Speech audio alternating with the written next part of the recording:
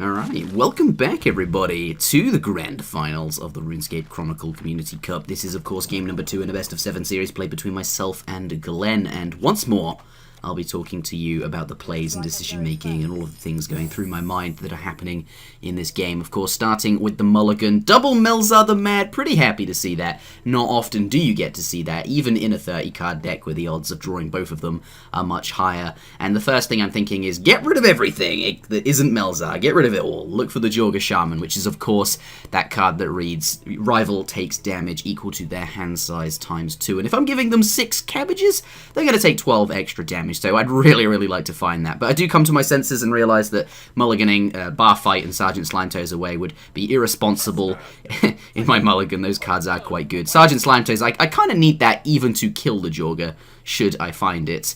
And the Bar Fight is very good in this matchup. Rival loses 2 weapon durability, and then you strike them, and they strike you back, losing another weapon durability. And I was keeping that Bar Fight with the intention of putting it in slot 2, where I actually put that Archmage Segredor, but actually, Archmage I think is a lot better here, because it achieves exactly the same thing that I'm hoping for, and that is to deny a Dust Devil. Should he equip a weapon in slot 1, and then, walk into it in slot 2. So if that was a weapon there, that White Wolf, say a Goblin Raider, where you get a 1/3 weapon, or perhaps a Quartz Archer, where you get the same, the Bar Fight would remove all of the durability from his weapon, and then the Dust Devil that he could potentially have put in slot 2, that is quite a common opening from Linza, it would not resolve, as he would not have a weapon for the spend effect to work. But Archmage Segredor does the same thing. You give the Dust Devil 2 extra health, and they end up using all of the weapon durability fighting the Dust Devil, and then it doesn't resolve anyway. And actually, Archmage Segredor is much more aggressive. It gets a lot more damage done and does a lot more work, and not really showing that in this game, but that's okay. This game, he didn't play any cards, basically, which I'm pretty pleased about either way. What it tells me from looking at this chapter is that his hand is probably just filled with spend effect cards, like 2 Dust Devils, 2 Repurposes, 2 Varrock Museums, or stuff like that he just can't play because he needs a weapon. It's part of a conditional combo that he hasn't managed to fulfill, and because all of those cards are potentially in his hand, the cabbages I just played from the second Melzar didn't fit in his hand. His hand was actually full. He didn't have any space.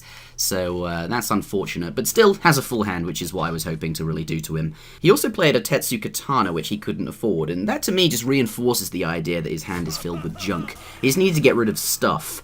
The maximum hand size is 10, and if you don't have room to draw new cards, you won't draw new cards, and your hand state will stay the same. He had to get rid of the Katana to draw perhaps something like a weapon, which would enable all of those spend effects that I was mentioning. So there's that. But what's going on right here? Rowdy Cannoneer deals 4 damage, pretty good, and draws me a Cannonball, be pretty useful for Sticky Saunders or the Barker Toad. Bar Fight in slot 2 for the same reasons I mentioned in the previous chapter, and then the real question is Sticky Saunders or Barker Toad. Saunders redraws himself, which will set me up for the late game. It's a bit like card draw, but Barker Toad does more damage more quickly and is more aggressive, which I think is very valuable in this matchup. You want to kill them before they can stabilize, before they get the gold to afford full Tetsus and fishing trawlers. But here, Mimic, Chaotic Longsword, and Barrel Chest. That was basically what was going on in my mind when I saw this. I really was not expecting to see a striking weapon Linza from Glenn at all. And this Bar Fight, if it had been 1-up, it would have been so good. I would have taken out that Chaotic Longsword and he would have just died to that Barrel Chest coming up. But I was expecting a Dust Devil or something, or some other spend effect. I was not expecting him to pick up a weapon and start building it. And, I saw that Tetsu Katana on the previous chapter. That should have given me some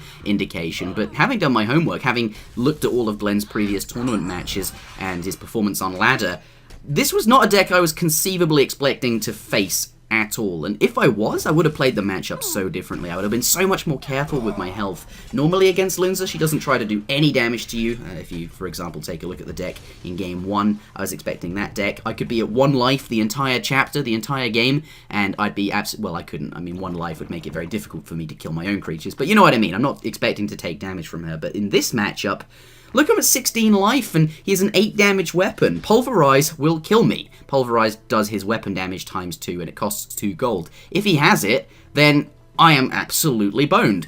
And I could have been more careful with my health. I had a Sergeant Slimetoes, which there it is. I had that on chapter 1. I could have used that to kill the Melzar the Mads and save myself some life. And now I'm in a really tough spot, but I am very pleased to have picked up that Fern, because the only other way I die if he doesn't have Pulverize is to something like Calgur or Revenant Orc. And if he plays those to get you know, they're really big creatures. Fern, since I'm going first, will increase those things. Health, and there I am. You can see in my camera. I'm so pleased to see that Calgar. I, out of relief, just fall back into my seat because I know I've won when I see that Calgar. And Fern really saved me the game there. I think it's also worth pointing out that at the end of this chapter, I did place a Wilderness, and of course, if he gets to strike me back, he'll probably end up killing me. The idea was that he wouldn't end up striking me back. He'd be dead before he was able to do that, and that's why I placed the Wilderness. I felt like I had to. I really needed to get him dead as fast as possible, and if I wasn't able to kill him on that chapter, I'd probably lose anyway, so there is that. I wanted to point that out because people did ask me about that Wilderness, but yes, thank you very much for watching, everybody. Do leave a like if you enjoyed the video. Do subscribe if you'd like to see more from me, and I'll see you all again next time.